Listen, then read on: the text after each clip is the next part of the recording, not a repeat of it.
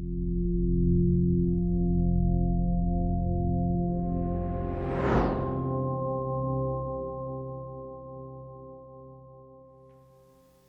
there. Thank you for being here.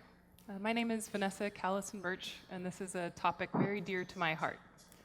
I first became a hospice volunteer about 20 years ago, and currently I work at Facebook as the product manager responsible for memorialization, which is how Facebook cares for the accounts of people who've passed away. And it is my absolute pleasure to introduce you to three people I admire tremendously. Frank and Roshi Joan and Ram Dass are all beloved teachers who have been key people shaping contemplative, compassionate care for dying people for 40 years? Decades. More, I'm embarrassed to say. More than 40 years. Frank started the first Buddhist hospice in America in the 1980s here in San Francisco, caring for people during the height of the AIDS crisis. And currently he runs the Metta Institute. Roshi Joan has a book and a program called Being with Dying and has trained thousands of clinicians. Ram Dass. Yeah. Ram Dass helped start the first Center for Conscious Dying, and he's the author of a number of books. There's Be Here Now, and there's also a title that I love called Still Here, Embracing Aging, Changing, and Dying. So to get us started, the title of this conversation is Death as an Advisor to Life, and I'd love to hear, what does that phrase evoke for you? So, thanks, Vanessa. And Frank, it's so wonderful being with you again. And RD. We're up here looking at a monitor of Ram Dass. So if you wonder what we're doing by putting our attention, right before us, it's because I don't want to say our old friend, because I don't want to insult you too much. But anyway, Frank and RD and I have stirred the waters of life and death for many decades. So actually, Meng and Cindy just walked by, and I made a joke. I said, I think we should have called this session The Joy of Death. Hi, RD. Yeah. But anyway, just to touch into that question, I was remembering some words from the Mahabharata where Yudhishthira is asked, what is the most wondrous thing in the world? And Yudhishthira replied, the most wondrous thing in the world is that all around us, people can be dying, and we don't realize it can happen to us. So I feel that when Steve Jobs began to die before our very eyes, and when Sheryl Sandberg lost her husband, just in an instant, like that, like a bolt, and her outpouring of grief on Facebook was an incredible service to literally millions of people. And it moved me. I read her words again last night as I was sitting and just kind of gathering my feeling around, what this afternoon would bring us. Because in a certain way, the world of technology, the World Wide Web, has a sort of, at a level of content, it manifests the truth of impermanence in a really extraordinary way. But it also has the aspect of you never quite die if you're on the web. If you know what I mean, like, you're sort of stuck in cyberspace in a kind of bardo world for all eternity, apparently, if I am to believe Google.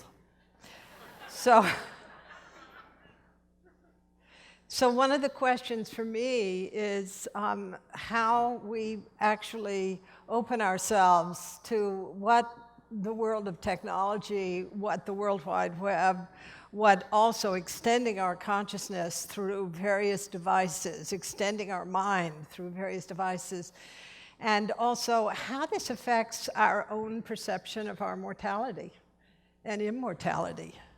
So, I don't have any answers, but as somebody who has been in this field since 1970, RD has been there for even longer.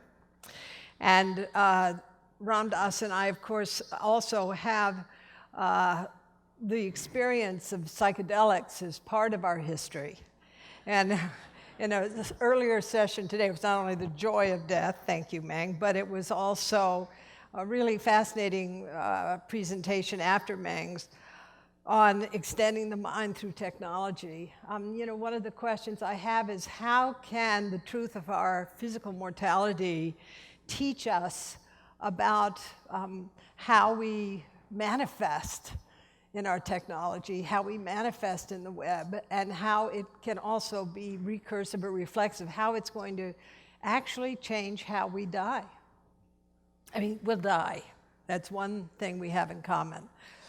But how will the connection with this technology and also, the great domain called cyberspace change how we die? Frank, I'd love to ask you, and then let's hear from... Well, one of the great joys of being with Roshi, is being friends with all these years, is that I get to sit next to her brilliant mind, and it always kind of stimulates me. It's great. I mean, I want to speak a little more personally, I think, in a way about it, though. I mean, for me, life and death are a package deal, It's like booking a cruise, You don't get one without the other, Nobody is getting out of here alive. Nobody is getting out of here alive. Maybe today, but... in Japanese Zen, there's a word, shoji, and it's one word that includes birth and death. There's a little hyphen in the middle, right? So the only thing that really separates birth from death is a small little thin line, So for me, that's really important to keep in mind as I live my life. It's an absurd gamble to wait until the time of our death to learn the lessons that it has to teach us. I mean, to imagine that at the time of our death, we will have the physical strength, the emotional stability, the mental clarity to do the work of a lifetime is ridiculous. And so it behooves us to do this work now, to practice now, not to wait for some other time. If there's somebody you love, tell them you love them. Don't wait for some other time. When we keep death really close at hand, I think, at our fingertips, what it reminds us of is that this is a precarious life, absolutely precarious. And because it's so precarious, it's also precious. It's so precious, and so we don't want to waste a moment of it. We want to jump into our life with both feet. It isn't about getting all the goodies. It isn't about that. It's about stepping fully and completely into this life. When we hold death very close at hand, we don't take ourselves so seriously. We don't hold on so tightly. And I think we let go a little more easily. And I think this engenders a certain way where we can be kinder to one another. When we know that we're all in the boat together, well, then the way we are with each other makes a difference. And when we forget, when we put death at some other time, off at some other time, we get lost in self-gratification, this pursuit of self-gratification all the time. So for me, death is not something at the end of the road. It's in the marrow of our bones. It's in the marrow of this moment, And we want to turn toward that experience to show us again what it is that has meaning and value in this life, So for me, the way in which death brings us alive. Death brings us alive, And a life that doesn't include death, well, it's only half a life. Yeah, only half a life. So that's my thought. But I want to go to the master and see what Baba. Ramdas, how does death help us be alive?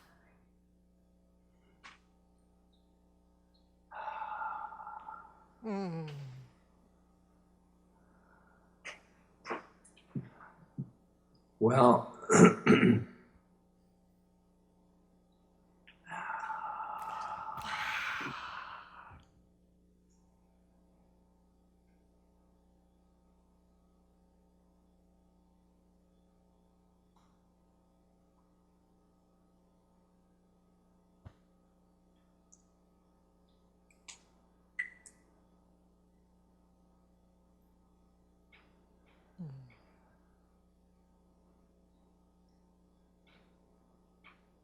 death is a moment. How you spend your life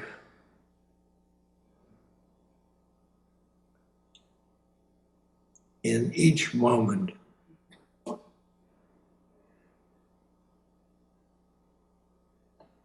is the rehearsal for death.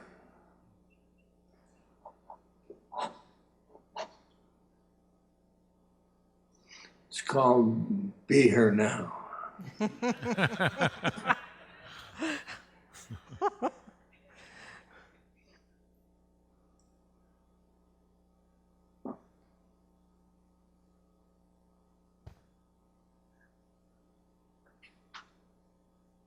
It's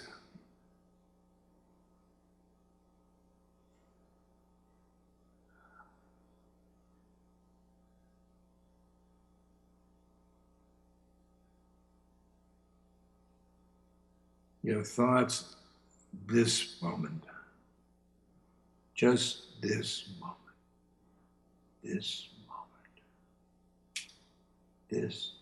just this moment.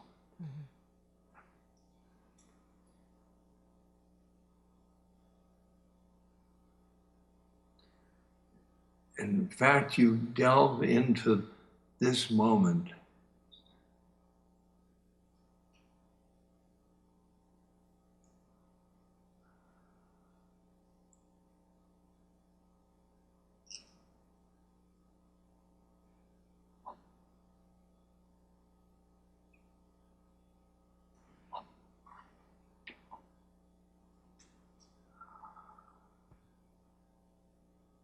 It's all there is. It's all there is.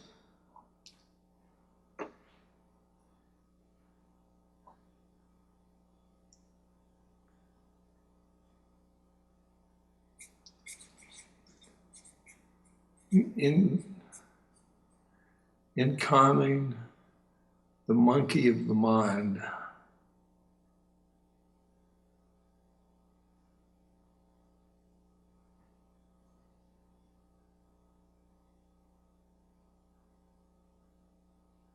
the past and the future are your mind. Are your mind. But here we are.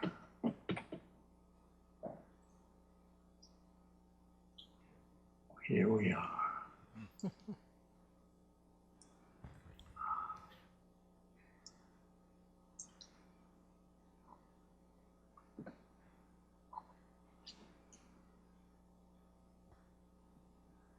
And then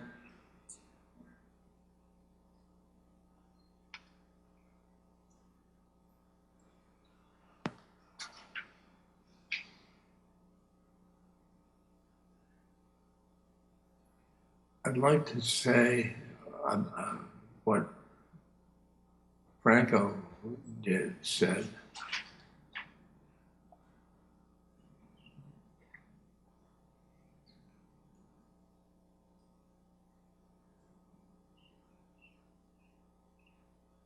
you get into love.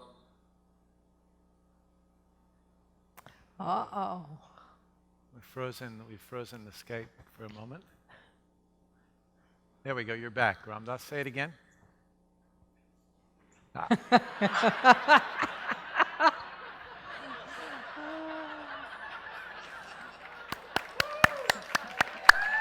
Reincarnated.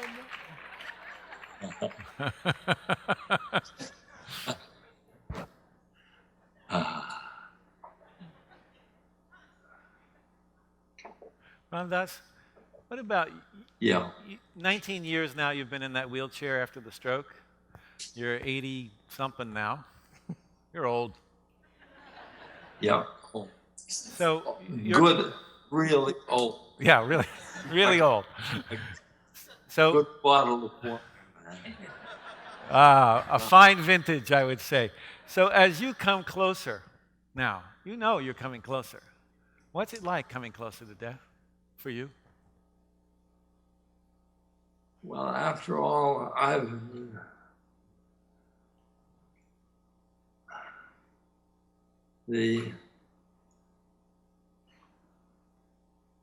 all the studying I've done, that's somebody that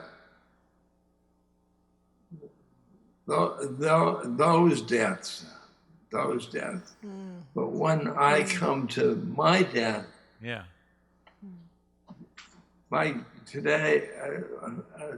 today, I wanted to think of the people that shared the stage, and some of them have died, and all died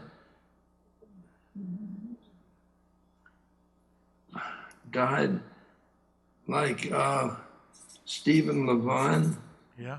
Stephen just died. and Wayne Wayne Dyer. Yeah. Dyer, and and they'd all died on ages way back. I'm flying. It's like I'm flying alone. Oh. No, And there are few now- of us flying with you.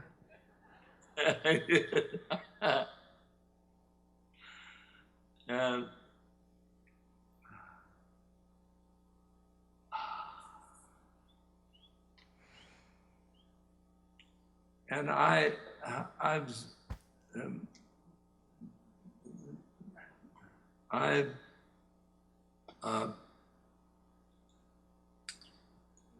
read a lot of literature from they are all by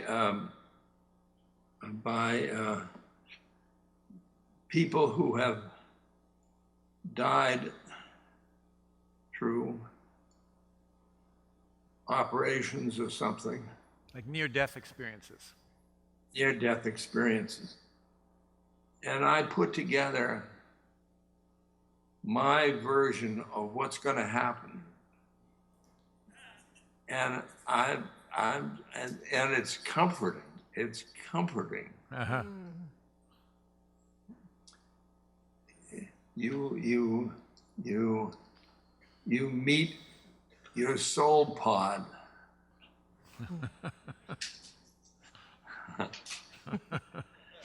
People who have been of lifetimes, they've been with you, and they ask you, what was your incarnation like? And the sharing of the consciousness, it's beautiful. And then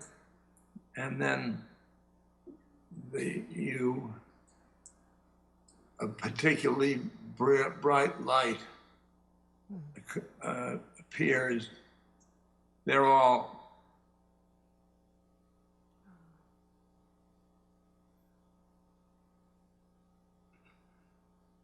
only bright light is your guru or your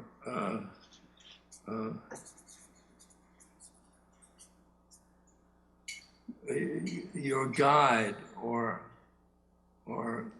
your something. And he, the guide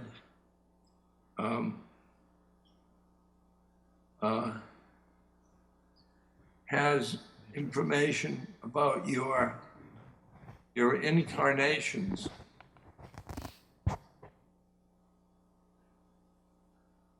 Should I stop? No. That's what Frank was asking me, and I said, no, don't stop. No, keep going. You're on a roll.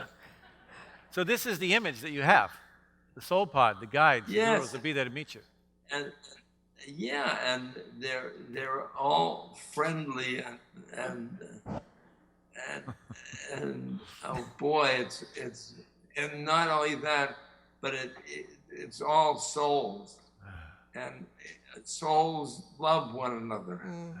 Souls love one another, and they it's just like air for us.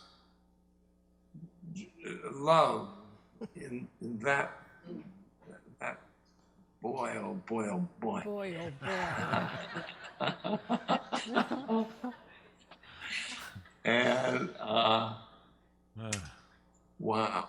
Wow. And all I can say, and I have a friend, Emmanuel, who's a spirit.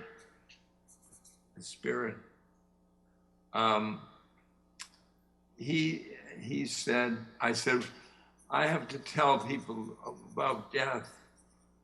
And what should I say, Emmanuel? And he said, Dave, death is safe. Death is safe. And then the other, he said, it's like taking off a tight shoe. Beautiful.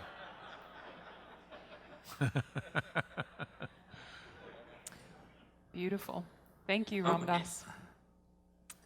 Good.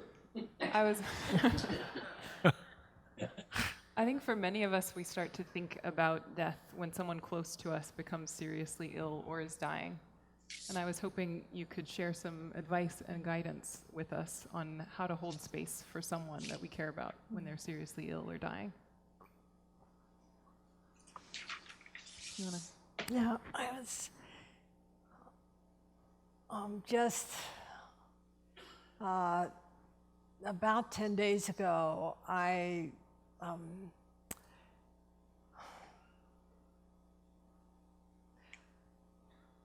had the privilege of sitting with a close friend who was dying of stage 4 ovarian cancer. And it was it was a journey with her of 8 years.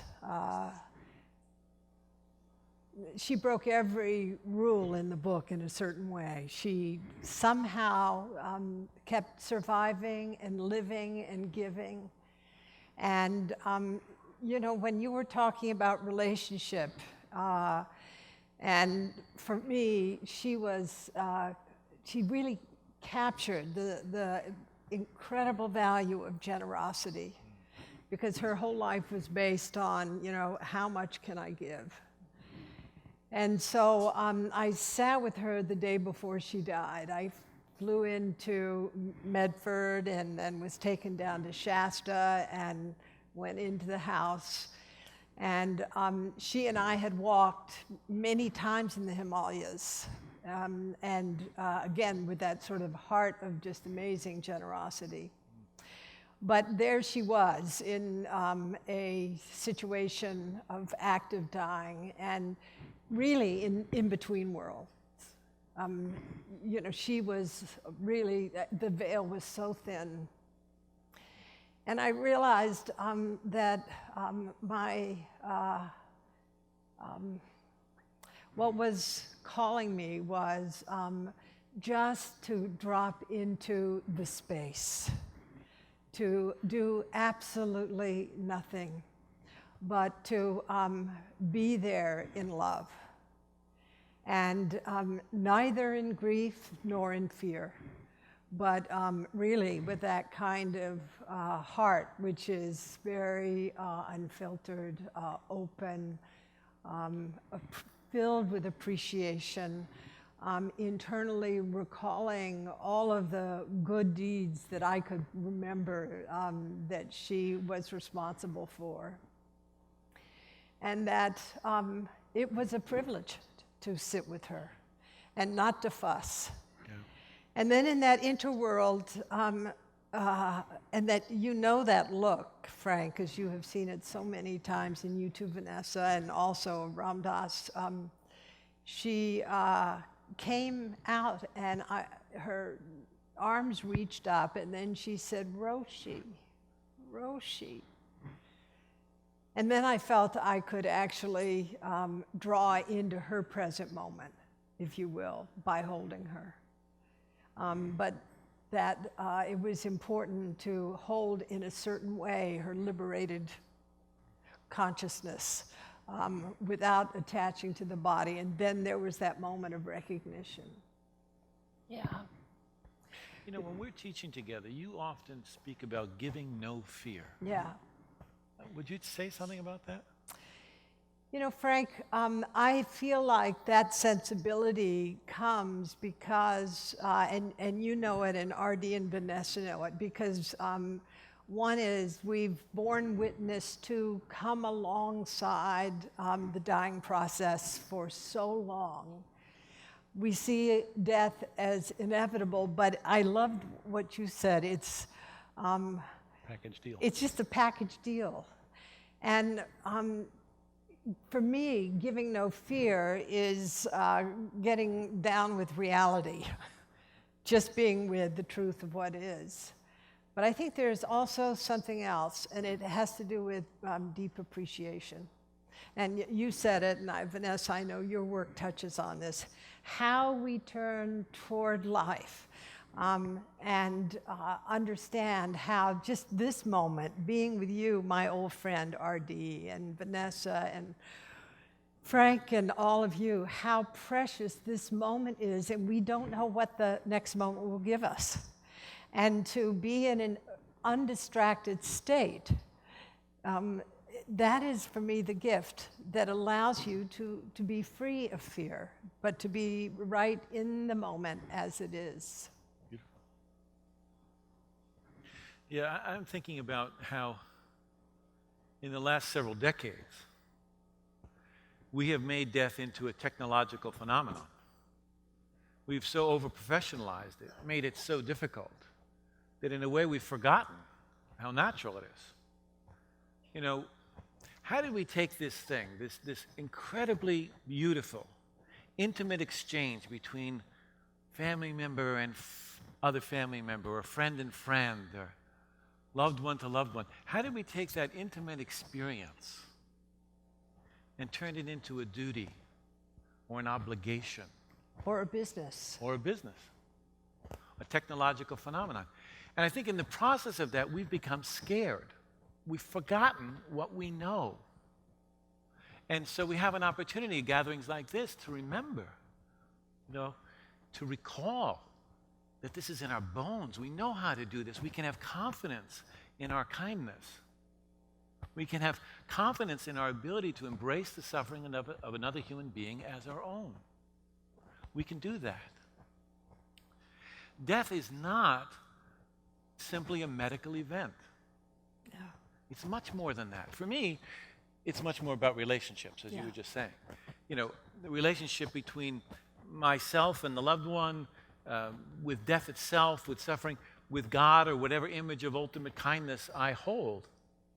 And that relationship, for me, it's characterized by three things. The first is, when I'm dying, I want mastery. I want somebody who knows what the hell they're doing to be with me.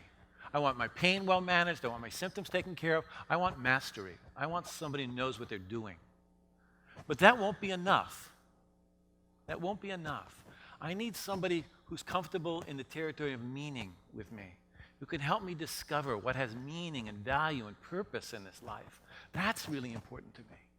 But even there's some juncture, and our deacons speak about this better than I, where meaning falls away, where everybody's still talking to Grandma about Coney Island and the music that she used to love, and Grandma's turned in another direction. She's headed into the territory of mystery. This is the land of unanswerable questions, where the best we can do, and the most important thing for us to do, is to bear witness, to stay present in the land of unanswerable questions. Yeah? And that's where the no fear that you're speaking about is so essential, right? It's that what lets us stay present in territory where we've never been before. Yeah? And you So know, all of those, mastery, meaning, and mystery. I want all three M&Ms at my bedside. well, good luck, Frank. Well, that's why I've been cultivating our friendship for so many years. And we're in a race in the, to the very end together. Both of us winning.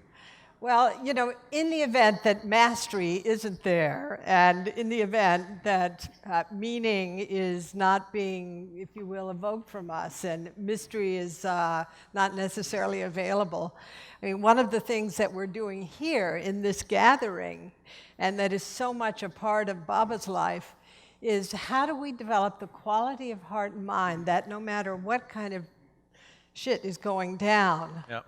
we can still be present. And that is really essential, I It's feel. very essential in dying. Is There's a there, lot of is there a shit. fourth Lot of M, for example? Yeah.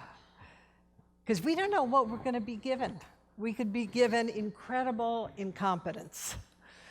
And if we're given incredible incompetence, for example, in terms of the caregivers who are around us or the conditions that we find ourselves in, how do we somehow maintain that quality of clear heart, clear mind? How do we realize the nature of our mind in this moment of threshold, of being on the threshold between life and death? Yeah. That's kind of an equation. That's sort of, it could be that the fourth M is mindfulness of sorts. Mastery, meaning, mystery, and mindfulness. Does that work? Yeah. So you get 4 M's out of that, 4 M&Ms. More M&Ms I can have, the happier I am. Yeah. I want to hear from Ramdas about what's helpful for you. You want to ask? Yes, Ramdas, do you have some advice for us on how to be with people when they're very ill or dying? Well, I used to say that we have to be a loving rock. Oh, a loving rock. Yeah. So you're a rock because they can push against you, and That's great. they feel confident, and that comes from you having done sadhana in your life. Yeah. That means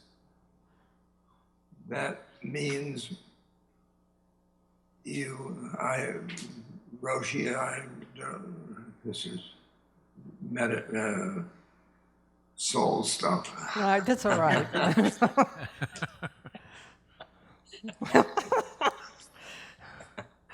I know that if you have identified with your soul then you don't get frightened in death, somebody's death. And because if I see death, the first half is doctor, save me, and then the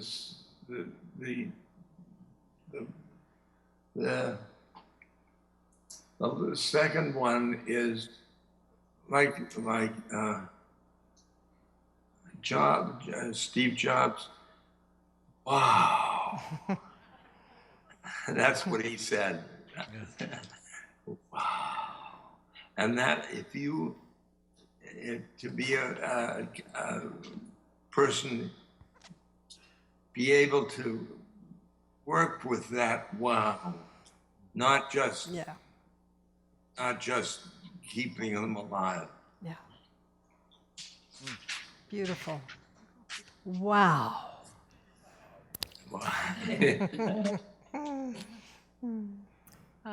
We have about 10 minutes left, and I thought, in the spirit of Wisdom 2.0, I'd really like to bring the conversation to the online world.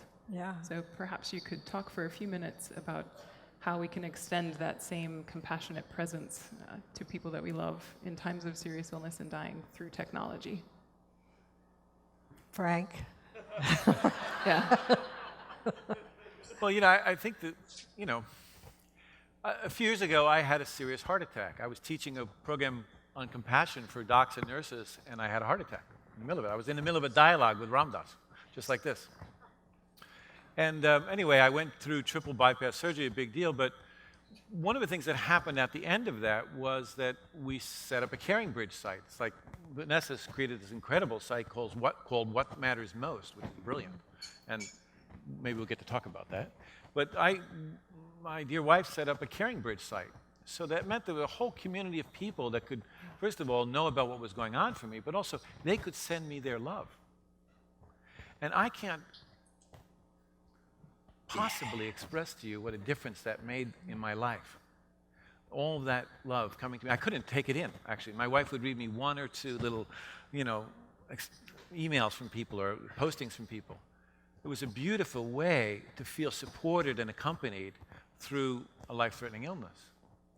So that's just one simple one. Ram Dass regularly counsels people through Skype who are in their final hours of life. That's amazing. It's amazing that we can do this. There's brilliant apps out there. For Elders is a great one, lots of helping hands. This is another great app. I'm advocating for a national online directory of advanced directives so that everybody who has an advanced directive, any hospital, any medical center that they come into contact with, have access to that information so that people aren't mistreated around the end of their life. So these are just some of the things that I can, some of the possibilities that are out there around online work that I think are fantastic, But what do you think? Well, for me, it's in this moment. It's just so precious being able to have a conversation with you in Hawaii, brought into the room with 1,000 people, and here we are. And it feels so real and intimate. Yeah. Wow.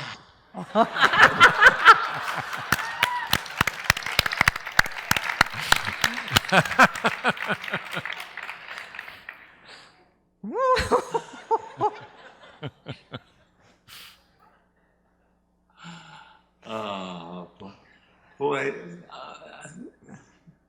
I'm so grateful to technology that I can be at this conference. Yeah. Yeah.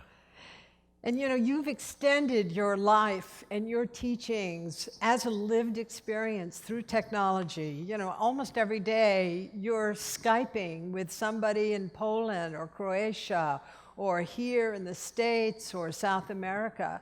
So you've created a global Sangha that is so nourished by the journey that you've taken as a person who was, dropped in to being super stroked And we've watched your healing process where there's another kind of stroking going on. It is. Yeah, it's very cool. Soul stroking. Yeah. Yeah. My stroke is just grace. Yeah. The stroke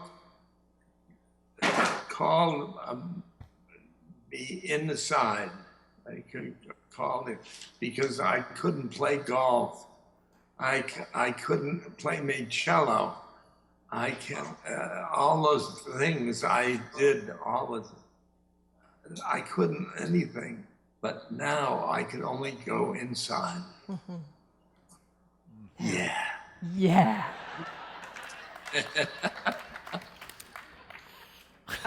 Ram Dass, in our last bit of time here, I think many people in the audience would be really grateful if you would lead us in a meditation.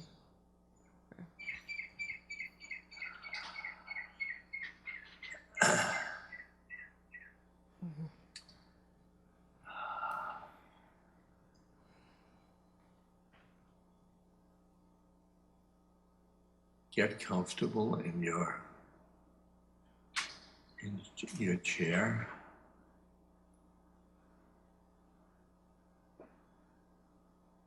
Notice your breathing. Breathing out, and breathing in.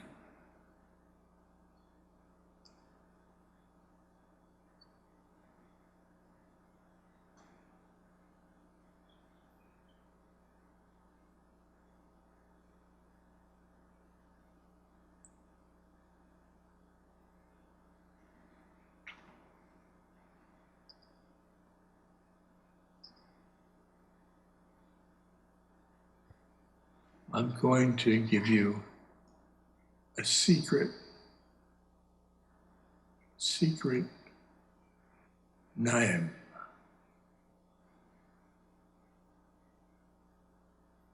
I am loving awareness. I am loving awareness. Repeat this. I am loving awareness. I am loving awareness. I am loving awareness. I am loving awareness. I am loving awareness. I am loving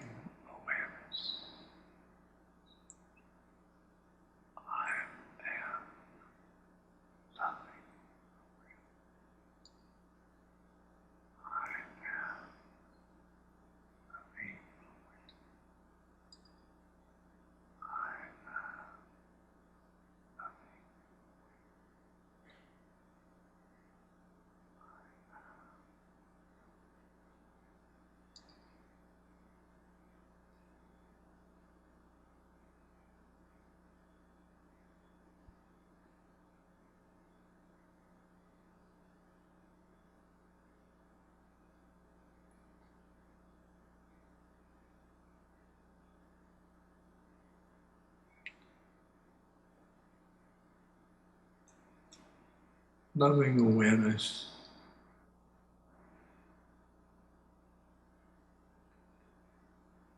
is your spiritual self.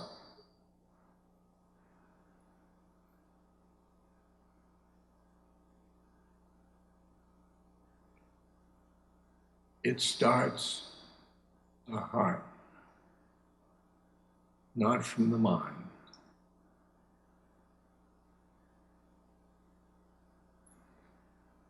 Feel in your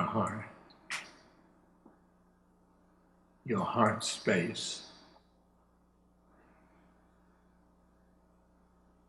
Feel loving awareness.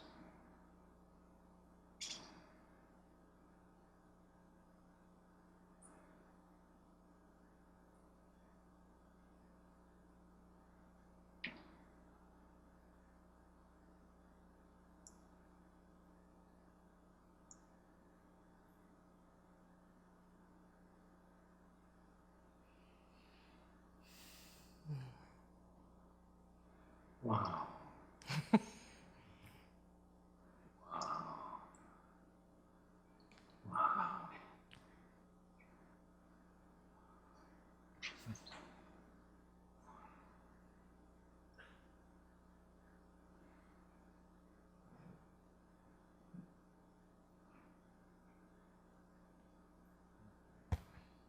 Thank you all so very much for Oh, being together Vanessa, and being thank with you. all of us. Let's say about getting together.